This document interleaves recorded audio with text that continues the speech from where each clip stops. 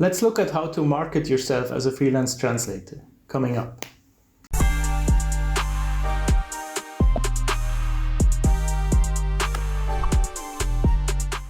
Hello and welcome back to the Freelanceverse. Thanks for coming back to the channel once again. Today I have another guest on the channel. Tess Whitty, a very accomplished Swedish marketing translator, agreed to come on the channel and to talk about marketing because she is really the expert in that field. She not only works in marketing translation, but she also has, relatively recently stopped her podcast, but she used to have a podcast about marketing for freelance translators, and it's really an amazing resource. I'm definitely going to link it all down below. You should check it out. Even though there are no new episodes, there is a bunch of old ones, and they're amazing. They're really quality. I've been following Tess's journey for the whole time since I've been working. She has consistently put out very interesting content and has also always been a great role model for me, an example of how to market yourself as an independent, but with a business mindset, and I really like that. It actually comes kind of full circle on the channel here because one of the very first videos I've ever made, I'm gonna put maybe some screen recordings here, even though I cringe every time I watch my old videos. But the cool thing is that it was about reviewing books about translation, and I reviewed her book in one of my first videos, and now she's coming on the channel, so that's amazing. I hope you enjoyed the interview. Make sure to click the link down below in the description to reach out to her directly on LinkedIn, check out her podcast, etc. And while you're down there, make sure to subscribe to the channel. I want to reach 35,000 subscribers by the end of the year. If we can make that happen, that would be amazing. Let's get on to the interview.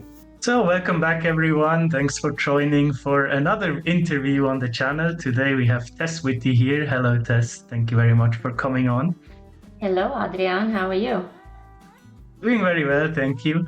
It's an honor to have you here. I just told the audience in the intro that one of my first ever video was about books that I read in the industry, and it was a book by you. So now it's like full circle, you coming back on. Can you tell us, the viewers, a bit about yourself, about your background and what you do in the industry? Sure. So I am a Swedish translator. I moved to the United States long ago, over 20 years ago, and I had a background. My education is in marketing and business communication, and but on the side, I've always studied languages. I've studied 6 languages, including my native language. I'm very interested in that. When we moved to the United States, I had small kids and tried to find a job that I could do from home, and somebody suggested that I should look into translation, and I did. And after my first jobs, I have never looked back. I love doing translation and working in this industry.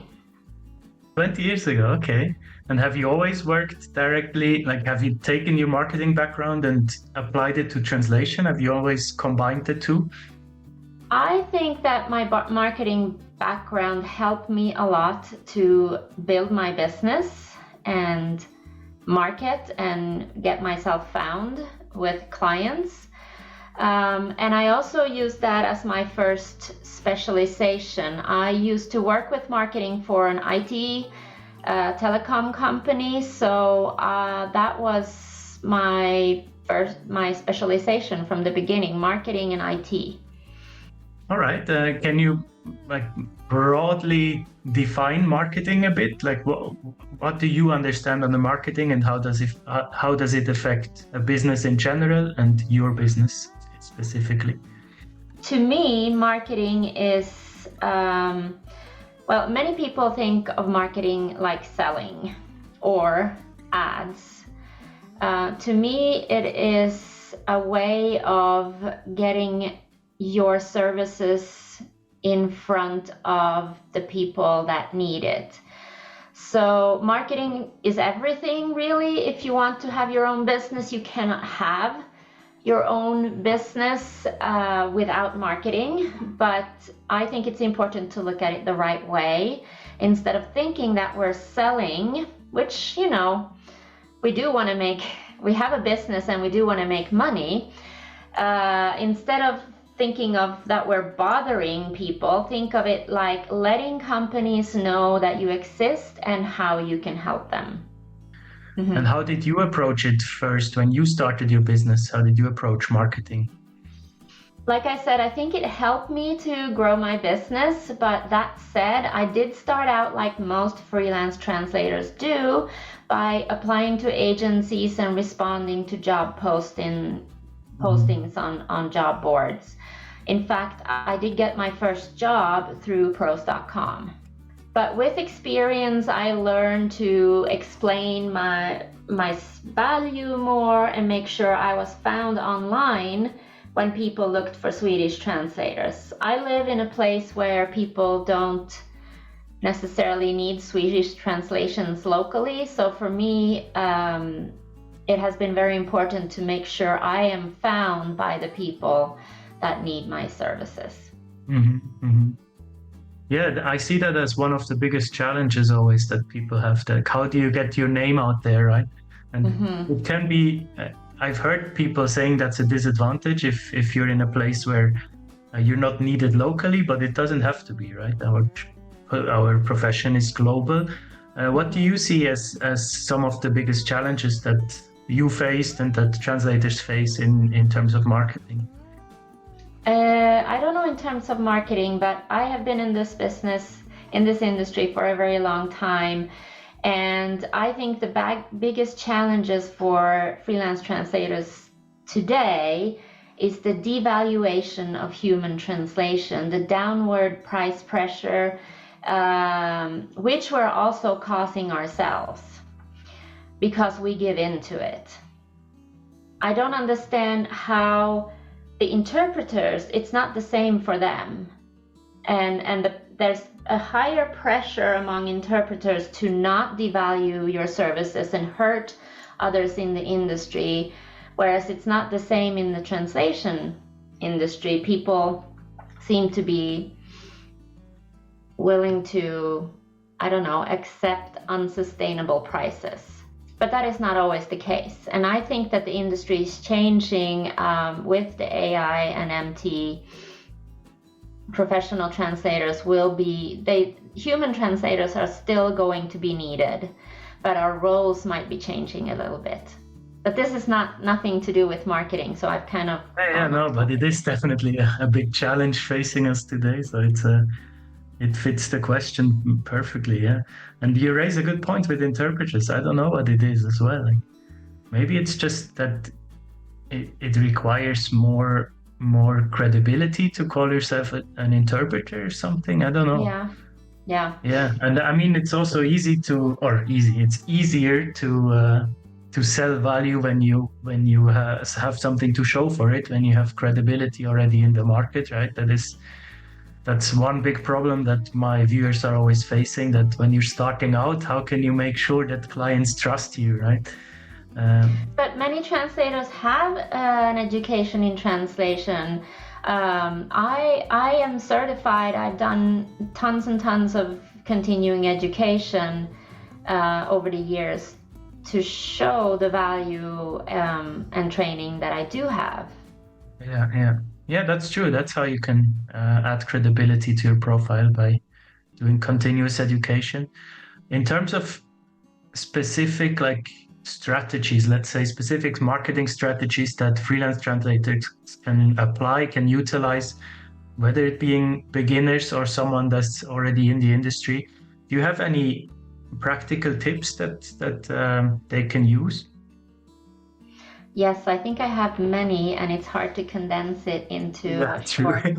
I've shared many marketing tips on my podcast, Marketing Tips for Translators, and it depends on where you are in your career and journey. But of course, to start out, you need a good resume, cover letter to send out or apply. But other than that, it really depends on your situation and what you are comfortable with. For me, my website and online profiles are very important, LinkedIn and my website, because like I said before, I don't necessarily live where I can do local networking easily.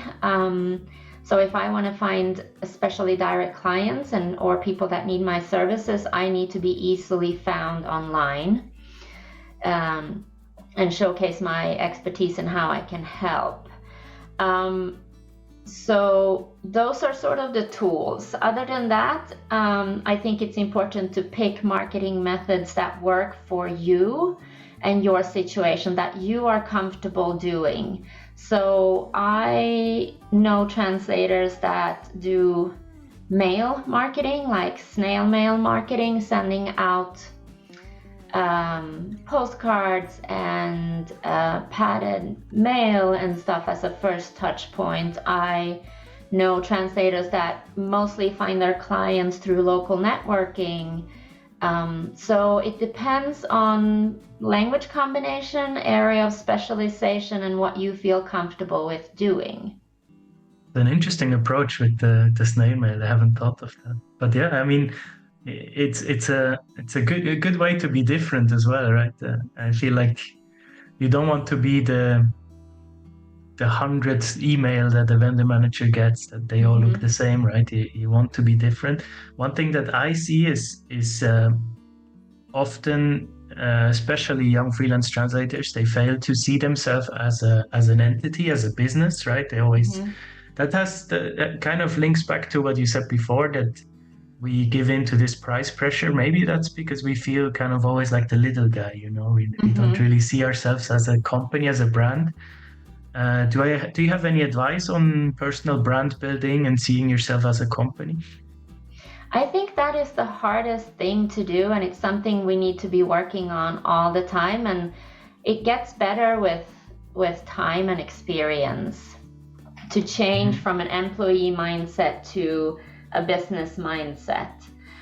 You have to understand that you are a business and start thinking like one, and that's easier said than done. So, but you said personal brand. To find a personal brand, you have to find out how you are unique and what you can offer. And many translators have heard this before. To succeed today, you have to specialize, especially if you work in bigger languages. But even I work in a smaller language, and I think it's important for me too, because we cannot be generalists anymore. We have to be specialists to show our human value and expertise.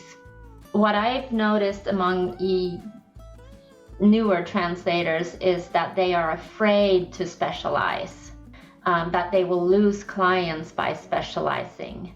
But instead, if you specialize in an area, in a niche, a smaller niche, you will be seen as an expert in that area. It will be easier for you to market your services as this specialist and to find clients within this specialization once you've picked it.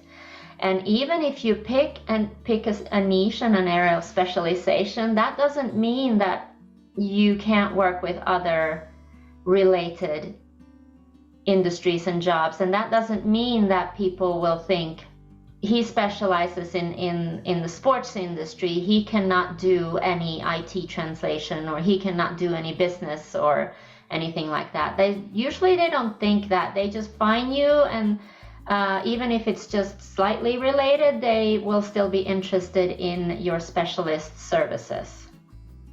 Exactly, yeah. And the great thing with that is that usually when you niche down quite far, then the industry becomes relatively small and tight-knit. So, right, if you start working with one company, they might have heard of you through them. And so I'm starting to notice that now as well.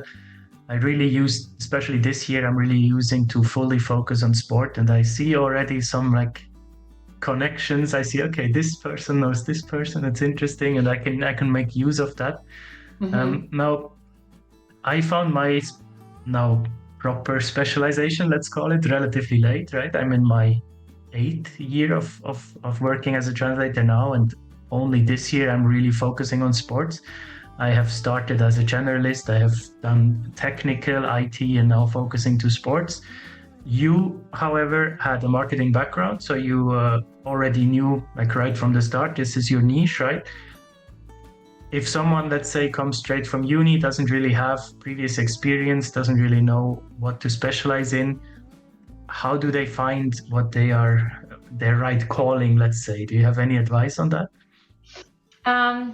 It's a trial and error, but look at what you're interested in. Look at what you're interested in researching, reading about, learning more about. It might be something you worked with during your studies, or it might be that you know somebody in an industry. Pick that, go for it. It doesn't mean that if it doesn't work out, you can pivot a little bit after that. So that's my only recommendation. Yeah, exactly. I fully agree. Like I'm a strong believer of just start now and then worry about it later. Because I see so many people that just plan for months and months, and then you're again months behind, if you just start. That I'm so happy that I started during my studies, even though I had no idea what my specialty would be. But that's really something you can worry about later. It's less likely nowadays to succeed as a generalist, I would say, than some years ago. Yes. And you can start picking one of the main areas like business or IT or legal or medical, and then start narrowing down until you find your area of specialization. So in my podcast, I've interviewed people that have specialized in orthopedics, not medical, but niche down into orthopedics. Or I know somebody that really love horses and horseback riding, and they ended up specializing in horse shows, translating for horse shows. It's amazing. Yeah, I love these stories because you can then so easily business, but that's their specialization. Yeah, exactly, yeah. And you can so easily become the best in that small niche, right? Because there's not many, so that's where it gets really interesting. Okay, yeah, I mean, you said you have, what did you say, 20 years of experience, right, in the industry? So you must have seen the best and the worst of marketing. I'm always curious, do you have some examples of like some spectacular marketing campaigns that you worked on and some really bad ones?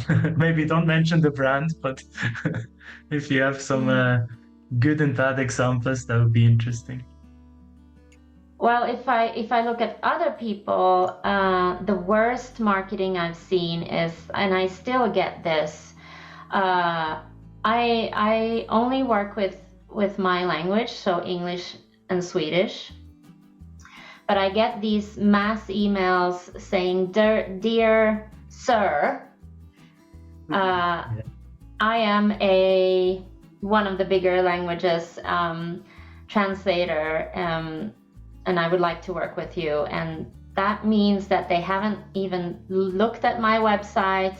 They haven't even seen that I'm not a sir, and they're just blasting it out in hope of that. And I think that's very unsuccessful. It's better to take time to look up the website, look up the company, see if you know about somebody there.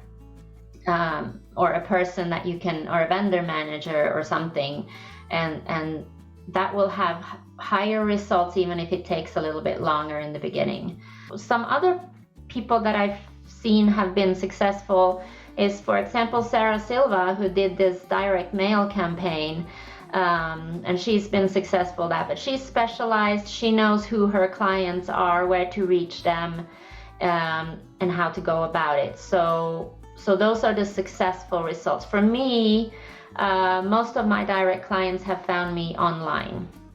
So that has been successful for me, online marketing. So you have to kind of look at your situation. And don't be lazy. Do the research. Don't be lazy. Okay, good advice. You mentioned something interesting there. You mentioned that Sarah knows her customer, right? And I feel like that's always so interesting and so important in marketing. I talk to many people and that are struggling and that's like asking for advice, and I'm asking them like, okay, so who is your customer? Who do you want to market to? And they have no idea, right? So Can you maybe shed some insight into how do you define your customer? How do you find who you should actually market for? And it's hard. It's hard when you're in the beginning. It's been hard for me too.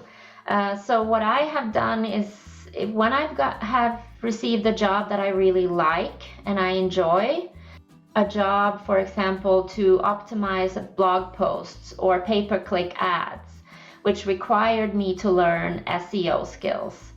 And I really enjoyed that. So I did some training in SEO, search engine optimization. And so this was through an agency client. And now I can find, how to say, international digital marketing companies that need a copywriter or translator or localizer with SEO expertise. So that is one way how I've gone about finding who my ideal clients are. Mm-hmm. If you struggle to find them in the beginning, if you're not specialized, first of all, specialize in a niche, in an area that you enjoy working in, that you have some knowledge in, because you can always learn more, take continuing education in this area, learn more and more and more, and then so you have the skills for this area. And then once you have a niche, it's easier to find clients in that niche. I always try to do it kind of in a funnel system. I'm looking at like who would be the ideal company, because mostly people only have the huge companies in their head, right? By name. You don't know the small companies by name. So I'm trying to figure out, like, if I was a big corporation and I could provide language services to a huge company, who would it be? And then I realized that this huge company, I cannot serve them properly as a freelancer, right? So I tried to find the next smaller version of this, the next smaller version of this. And that has worked quite well. And then, there's so many. It's so easy nowadays to find who works there, for example, or, you find a connection and to reach out to them. So we should really utilize these tools that are at our disposals more. Mm-hmm. Like to kind of round out this interview, I want to also look a bit more into the future. You mentioned already that our industry is changing, right? In terms of marketing, do you see any kind of new marketing strategies, let's say, that we can use to future-proof our businesses? Do you see any trends that we should pay attention to, or tools maybe? Marketing tools, I think definitely learn AI and learn how to use it to do marketing research for companies and stuff. Use that, but also learn AI and how to use it as a productivity tool, as a resource. It will be an advantage in the long run, and I do think that as a freelance translator, you have to learn all the new tools in the industry and know about them. Not necessarily that you should work with them or use them as a tool when you're working, but just learn how to use them and stay on top of the industry so that you can compete with them. Exactly. I just recently read an interesting phrase. Someone asked the usual question, like, will AI replace translators? And then she said, no, AI will not replace translators, but the translators who utilize AI will replace those who don't. So I thought that's a nice way of putting it. I do think that AI might replace the generalist translator, or more inexperienced translators. So it's very important to really do specialize and get specialist knowledge and really hone your skills. Take editing courses, take proofreading courses, to really become good at your language and your area of your specialization. Yeah, I guess there is much more pressure nowadays for younger or for graduates to rise to the top much quicker, right? You kind of have to be in the top 25% if you want to build something sustainable. And continuous learning is a good point. How do you do that? How do you stay up to date? How do you inform yourself? Oh, there's so many options out there. There are lots of courses on AI for translators. There are lots of continuing education in areas of specialization. I just saw that there was a webinar in cosmetic translation from ITI. But if you want to learn more about your area of specialization or niche or something, you can also go to industry websites or LinkedIn. LinkedIn has a lot of great training resources too. For example, I've been learning a lot about SEO lately, and for example, SEMrush, which is a search engine optimization tool, a keyword research tool, they have free training in SEO too. I have done a lot of, since I've worked with IT, I've done a lot of software localization too.